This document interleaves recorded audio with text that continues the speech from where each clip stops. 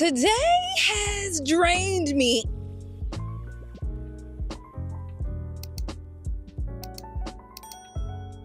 I think that the perfect solution to this interesting of a day is going to be books and a whole lot of book shopping. And I was actually talking to my husband about the day that I was having, and he said, you know what? Take your time coming home. And I said, say less. This is just what I needed. So I have two books with me, The Shadow Rising, which I'm in the middle of, and These Heathens, which I haven't cracked open. I think that I'm actually going to read These Heathens because I think it will be a perfect pick-me-up type of pairing for the day that I have had today. So I'm hoping it lives up to my expectations, but we will see. And then after that, I think I'll probably go to one, maybe two bookstores. I may be pushing it. I may be pushing it a little bit, but we will see what I can fit in. And we're gonna turn this interesting day around. So grab something to drink, grab something to eat, and let's have us some fun.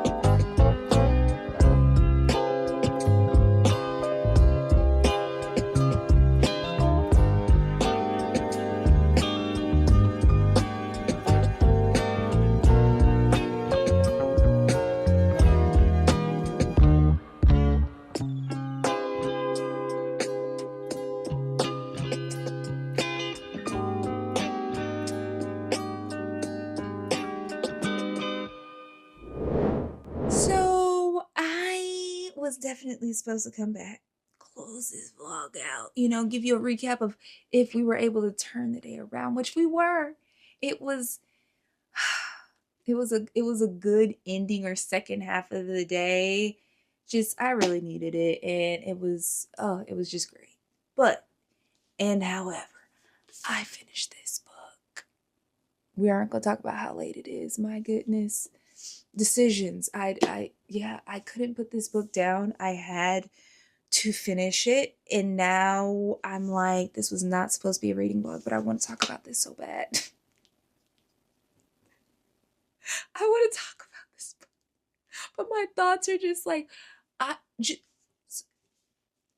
so many things. So I need to figure out if I'm just going to talk about this with my book club, if I'm going to share my thoughts with you on this book, if I'm going to do a separate video. I don't know. I don't know.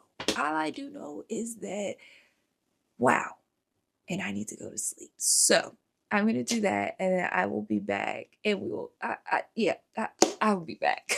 One eternity later. Okay, so I'm back. I had to pause and process my thoughts around this book and really just determine, am I going to add a review onto the end of this vlog, do a solo review? I had to figure things out, and I did decide that I'm going to add a review onto the end of this vlog. I just think that it makes the most sense because I was reading this book and finished this book in this vlog, even though I did not capture everything. Anyways, I thought that this would just be the best course of action. So if you're a person who has not finished this book, or you're considering this book, or you don't like spoilers or any of those things, and you just don't want to get caught up in all of my spoiler-filled thoughts just yet, then I definitely recommend that you go to the Who This Book Is For section. I won't have any spoilers in that section, and I will be sure to give my best recommendation on who I think this book is for without ruining all of the things and all of the plots and all of those things like that. So I'll give you a couple of seconds to hop on off. All right, are we good? Okay, let's dive into my thoughts around These Heathens by Mia McKenzie. So first up, let's cover the genre, setting, themes, and also some content warnings. So in terms of the genre, definitely historical fiction. In terms of the setting, it is set in, I believe, 1960 Georgia. I don't remember the city though. Yes, 1960 Georgia, but it mentions the city in here, just not in the summary. And then in terms of themes, definitely bodily autonomy, the complicated relationship between faith and justice, and morality and hypocrisy. There are mentions of social justice. And I also would say just the duality of being young and underage while also being forced into adult circumstances and adult decisions and responsibilities. So in terms of content warnings, definitely racism, racial justice, white supremacy, mentions of the KKK, pregnancy, also an on-page description of an abortion procedure, as well as, it's on the tip of my tongue, religious content. There are religious conversations. It doesn't necessarily sway you, but there are religious conversations that are being had in here.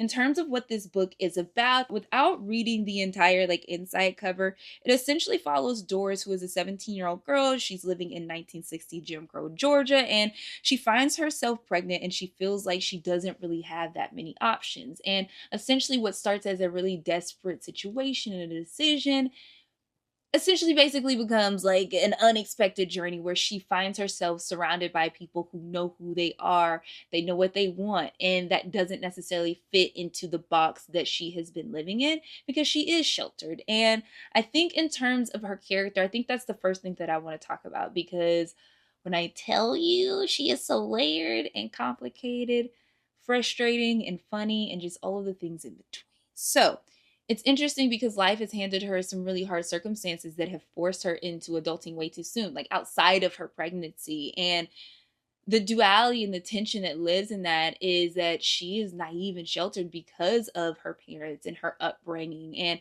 she's having to face a very, very adult decision, but with a teenage mind. And I think that the gap between those two things is where a lot of the frustration, growth, and even just some of the really funny, humorous moments live in this story. And if we're going to call a spade, Doris is also a religious hypocrite.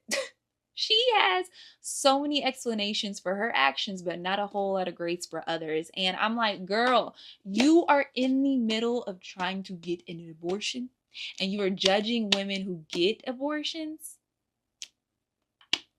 I'm just like, ma'am, your reasoning isn't greater than someone else's. Like, it just, oh my gosh, the hypocrisy of her and just her blindness to her own actions happens very frequently in this book. And I just think that the way that she moves in this book with full conviction that everyone is a sinner, but not her, even though her actions show otherwise, is very frustrating, but also very real and very, it mirrors life. It definitely mirrors life and some people that I know in life. And I just think that where she starts in this book and then you see her going on the journey, that frustration makes it more engaging and it makes you wonder, okay, like, where is she going? Like, how is she going to grow in all of those things? And again, she is funny and has so many good one-liners. I am not going to read them to you because I definitely wrote them down, highlighted them, and added them into my notes. But I just think if I read them, like, I would like rob you of that like experience. Like, I know we're getting into spoilers and things like that, but I just feel like if I read them, it would like kind of ruin the experience of reading them in the context. So I'm going to save them. But I also do want to talk about is how Mia is able to nail balancing heaviness with humor. And when I tell you, I thought that it was going to be funny just based on how the summary is. But when I really take myself out of like reading the summary, on paper, a teenager trying to get an abortion in Jim Crow, Georgia without her parents knowing and her former teacher helping her, that should not be funny. Like, theoretically, it should not work as well as it does, but she absolutely nails having the humor not undercut the weight of what is actually happening in the story. Like, the conversations that are being had around morality and Christianity and social justice, like, they are not subtle in this story. Like, no, ma'am. Like, they're in your face. She's not trying to hide it. And I think for me, the humor and authenticity of the culture in the South, like, if you know a Black Southern grandma, like, they mix in the hard-hitting things and the heaviness with humor without it feeling like a lecture. Now, you gonna feel like you got a tongue lashing, and you did, but you are going to laugh along the way. And I think the way that she was able to capture that in this book is just, it was really, really enjoyable. And another thing that I think she does really well, and something that I am learning that I am loving, is settings as characters.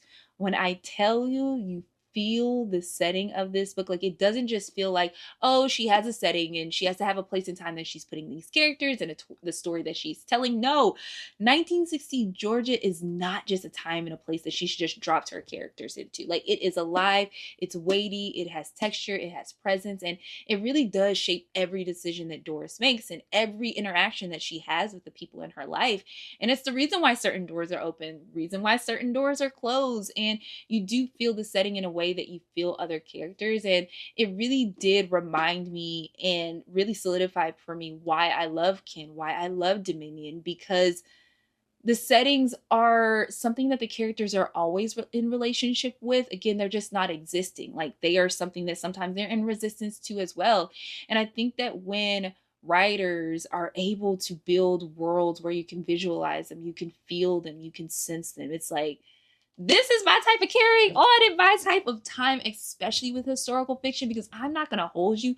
I got so burnt out when it came to historical fiction and literary fiction after college, because after years of being assigned these type of genres and it just feeling like these books are centering trauma and slavery in ways that feel heavy without humanizing, like, it's just, I was just like, yeah, I'm good on this genre. I don't really have to pick it up. But books like this and Dominion and Ken, they're really showing me that historical fiction can cover really heavy and deep topics and you can learn so much from them, but they also can be very humanizing and funny and not feel like they are centering suffering and that suffering is the main character. And the last thing that I want to talk about before I get into my overall thoughts is the pacing. Baby, when I tell you this book was not slow, this book moved, and I don't know about you, but this is not what I expect pacing wise when it comes to historical fiction.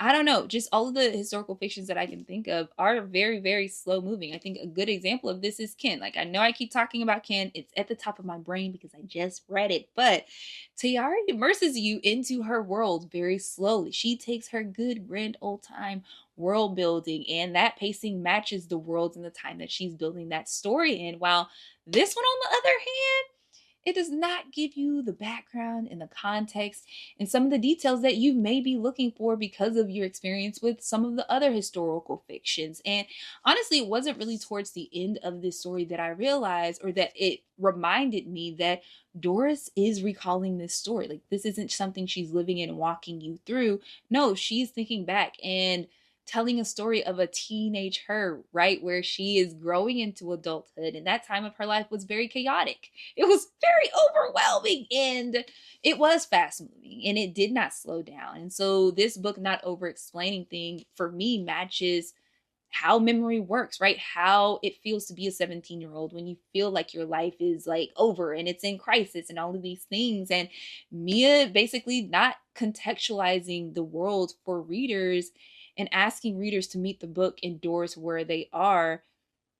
I was like, listen, my hat's off to you, because I think there's a lot of classic literature that does the same and requires the same when we read these books. So to be able to come into a book that has Southern and the South and the life in the 1960s and having that experience, this book does hit differently for me. But I think if you come into this book and you don't have that context, I think you have to be willing to do the work, because it's not going to hand certain things to you. And if you don't do that work and you don't have that context, I don't think that this book will hit the same way that, I don't know, that it will if you do have that context. And listen, I know some people may be up in arms about, trying to get a little bit of historical context, but I think sometimes books not spoon feeding us. Again, American classics do this, or American classics do this all the time. I don't think that that is too much to ask. I really love the conversations that can be brought about when it comes to a lot of the things like pacing in this book. So to move on to my overall thoughts, I cannot believe that I finished this book in basically half a day. I know it's not that long of a book. I get that. But the way that my schedule and my toddler be toddlering, I just was not expecting not to want to put this down, but that is exactly what I experienced. I definitely am going to check out Sky Falling by her. I don't know if she has any other works, but I'm definitely going to look at her backlist. And overall, I really just think that this is a great book club pick for conversations, because I think it will lead conversations in a whole lot of different realms. I think overall this is a very timely story based on what we are experiencing currently in America and all of the different times.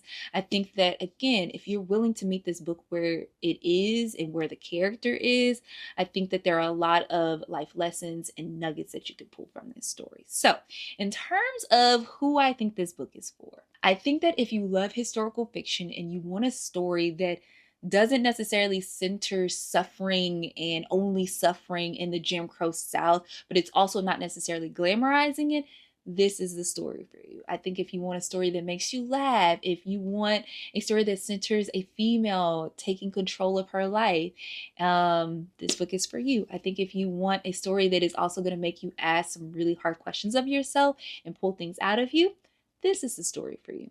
I think that if historical fiction is not necessarily your favorite genre because of all of our experiences with school, I think that this is a book that you should give a try. Now, I will say, I would not go into this book blind. I would look at the trigger warnings, and a community member did recently share that content warnings could be spoilers. So I won't get into all of the spoilers of the content warnings, but I do recommend that you read the first sentences of the story, and I think that that will give you, context to where some of the content warnings could go. And I will also say, because I don't feel like this is a spoiler, it is based in Jim Crow South, so there are trigger warnings around the South America and what America looks like in the 1960s. So definitely check your heart before going into this, because although it doesn't center suffering, it does not also hide away from what the reality was, or what it could look like in 1960s Jim Crow South. So those are my overall thoughts about this book, y'all. There's so much more I could say about this book, But I am going to save that for, I don't know. I'm hoping that some people in my book club have read this so that I can have like deeper discussions, because I have so much more that I want to share, but I'm trying to keep this short and sweet. So if you have read this book, let me know down below, what were your overall thoughts? Have you read anything from Mia McKenzie? Have you read Sky Falling specifically? I would love to know down below in the comments section. And if you've made it to this point in the video, welcome to the end of the video, crew. Thank you so much for hanging out with me for this vlog turned vlog plus review. I really appreciate it. Be sure to put a book stack down below in the comment section so I know that you've hung out with me for the entire video. And if you enjoyed this video, be sure to subscribe, like, and hit that bell notification so you don't miss a new video from me. And be sure to hype this video up because it helps me out a ton. All right, until the next time, happy reading. Bye.